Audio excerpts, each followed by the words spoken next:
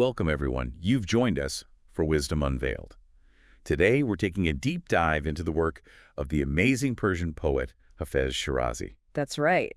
And we're drawing from some really interesting audio discussions between Dr. Dinani and Dr. Larijani from their Marifat series.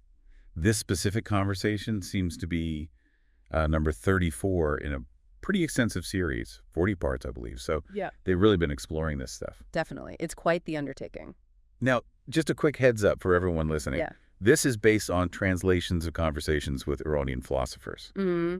And, with any translation, some of the finer points, the real nuances, might not come across perfectly. So we appreciate your understanding there. Absolutely. We'll do our best to capture the essence. So the big theme today, drawn from Hafez through these discussions, is this really fascinating relationship between, well, the divine and the world. Yeah, specifically looking at it through this concept they call Ma'iyyat. Ma'iyyat. Yeah. Which kind of translates to being with, right? But it seems like a very particular kind of being with. Exactly. It's the core of it. And they kick off the discussion with a specific line from Hafez. Oh, yeah? Which one? It's Bideli darhama aval koda ba ubuvad. Okay, and the meaning?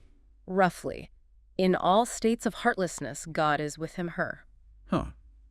Heartlessness. Interesting word choice. So God is with even in those states. That's the idea. And Dr. Dinani and Dr. Larijani point out that this line pushes us beyond the usual ways we think about God and creation. Like beyond just creator and created, or cause and effect. Precisely. Hafez is suggesting something much more intimate, a constant being with. Okay, but that immediately brings up a question, doesn't it? I mean, how can the divine be so present, so with everything, the good, the bad, the seemingly distant, and still be, well, transcendent? Right. That apparent duality is exactly what they start to unpack. It feels like a puzzle. It does. How do they approach it? Well, they use this really nice analogy to get us thinking about interconnectedness first. An analogy. Think about just taking a breath, a simple breath. They suggest that even that single action has ripples effects throughout the entire cosmos. Really? The whole cosmos? That sounds ambitious. I know, it sounds a bit out there at first. But think about it, the air, the atmosphere, gravity, ecosystems, it is all connected in incredibly complex ways. Okay, yeah, I see what you mean. So nothing's truly isolated. Exactly. And that pervasive interconnectedness kind of lays the groundwork for understanding this deeper, more fundamental being with that Hafez is pointing to. It's not just things next to each other. So this being with this Ma'iyyat. Oh. Are there different flavors of it? Do they talk about types? Oh, yeah, definitely. They explore different categories to help clarify it. Like what? Well, first, there's the obvious one, spatial being with, like things occupying the same space or near each other. Okay, simple enough. Then there's temporal being with, existing at the same time. But they note that this might not mean much, like you and a star trillions of miles away exist now, but there's no real connection there. Right, just coexistence in time. Got it.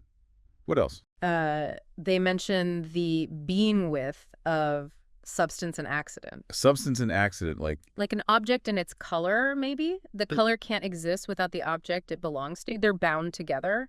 Okay. Inherently linked. Then there's cause and effect. They're obviously linked, immediate even, but there's still a difference in their, let's say, their level of existence. Mm-hmm. The cause is prior in some sense. Mm-hmm. Still distinct. And interestingly, they even brought up the being with of, contradictions. Contradictions. How does that work? Think high and low. You can't really define one without the other, right? They exist together conceptually. Huh. Never thought of it that way. Okay, so that's a whole range of ways things can be with each other. That is. But when we talk about God's Ma'iyyat, it's got to be different from, paint on a wall or even cause and effect, surely. There's still a separation in those examples. Exactly. That's the crucial step. They introduced this specific term, Ma'iyyat-e Qayyumi. It refers to the being with of the sustainer. The idea is that the thing being sustained has zero independent existence apart from the sustainer. Zero independence. Wow. Yeah.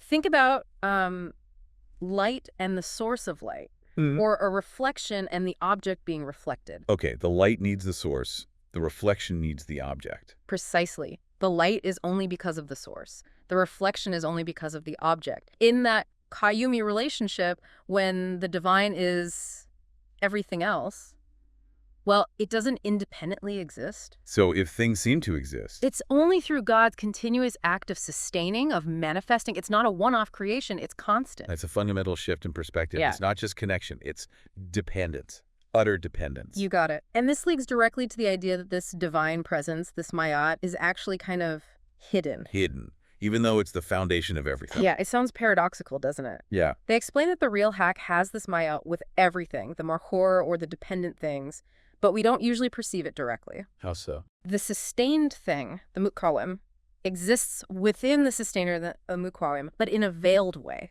Okay, veiled. And they connect this to another Hafez line, O namidi dash ze dur, kudaya mikard. Which means? He did not see him from afar, but was calling, O God. Ah. So the inability to see God from afar Is because you can't actually separate the sustained from the sustainer to get that distance. The seeing isn't with physical eyes looking across space. and the calling, oh God, comes from that very closeness, Yeah. even if it's not consciously understood. That seems to be the interpretation. It's an innate cry from that fundamental connection. This is pretty abstract stuff. It's hard to really picture it. Do they offer more ways to grasp it? Maybe more analogies? They did, yeah. Though they're careful to say these are just pointers, not perfect explanations. Understandable. What kind of things did they compare it to? Okay, so one was how we experience eternity or pre-eternity. We can only really perceive those timeless concepts through our own experience of time, right? Right, we're stuck in time, so we see eternity filter through it. Exactly. And similarly, we grasp infinity through our understanding of space, even though space is finite. Okay, that makes sense. Using the limited to point towards the unlimited. Another one was meaning and form. Meaning itself is abstract, but it always needs some kind of form, words, images, sounds to be expressed and understood. The form manifests the meaning. Right. And the final one they used was sanctity manifesting in creation, the idea that the very act of creation reveals the sacredness, the purity of the creator. So God's Ma'iyyat is kind of like that, the sanctity appearing in creation. That's the idea. God is pure being, beyond even what they call the darkness of contingency, the mere possibility of existing.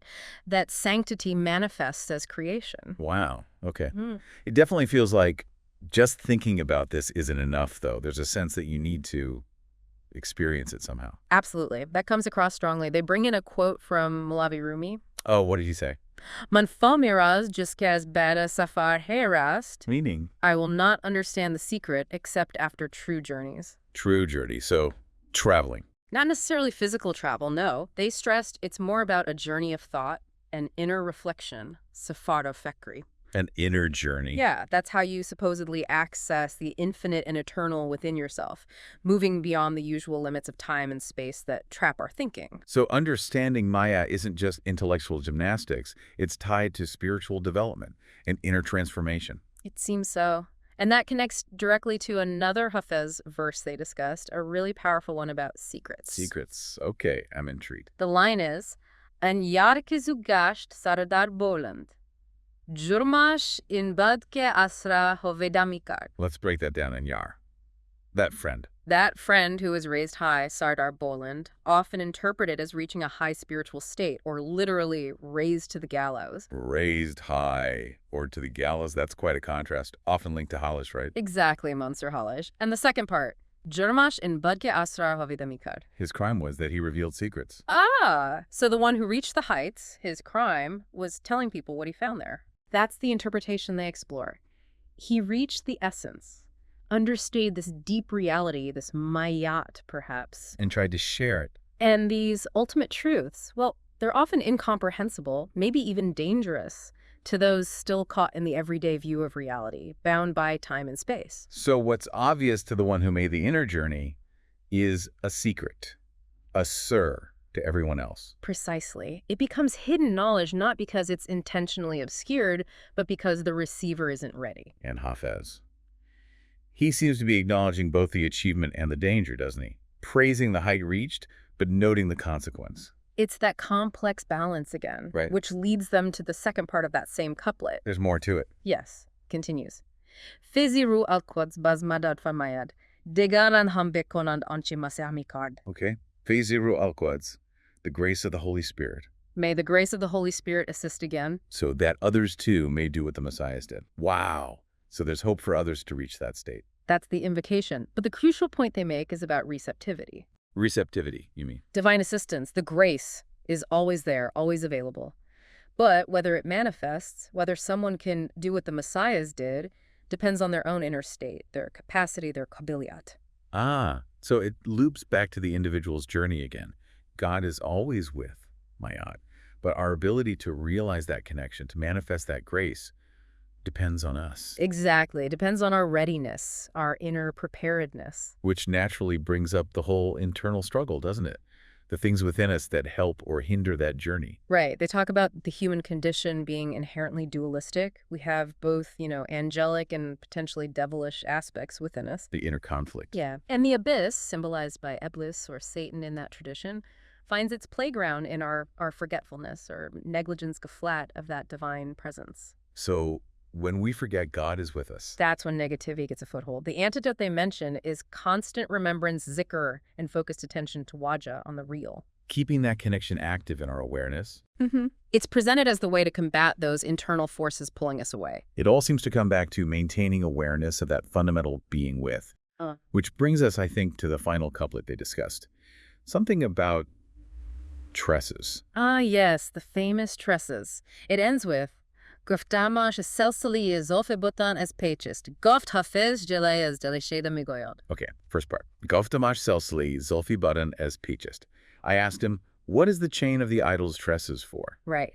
The tresses of the idol's zolfibutan. In Hafez, this is often symbolic. Symbolic of what? Beautiful hair, usually a good thing in poetry, no. Sometimes. No. But here, and often in mystical poetry, long, beautiful, entangling tresses represent the multiplicity of the world.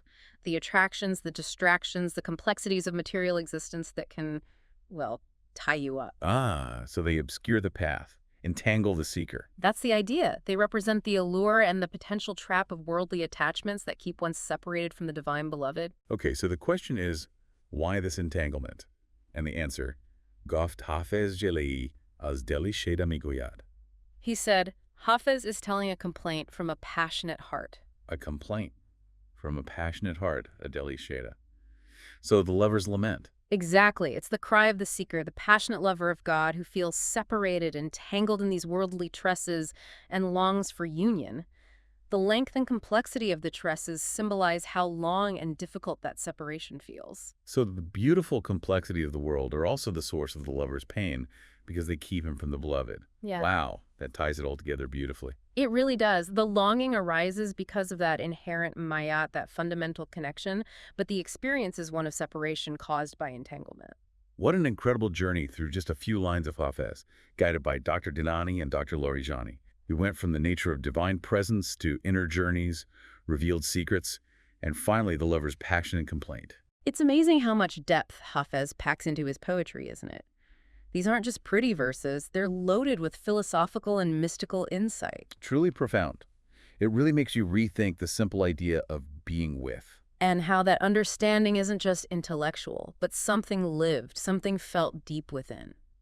So maybe a final thought for you, our listener, to take away. Think about your own life. Have you had moments where you felt that sense of interconnectedness, that feeling of being with something bigger? Those moments of awe, perhaps, or deep connection. How might Hafez's ideas about this presence being fundamental but maybe hidden, about needing that inner journey to really grasp it, how might that change how you understand those moments? That adds another layer, doesn't it? Something deep to reflect on. Definitely something to carry with you. Thank you for joining us today on Wisdom Unveiled.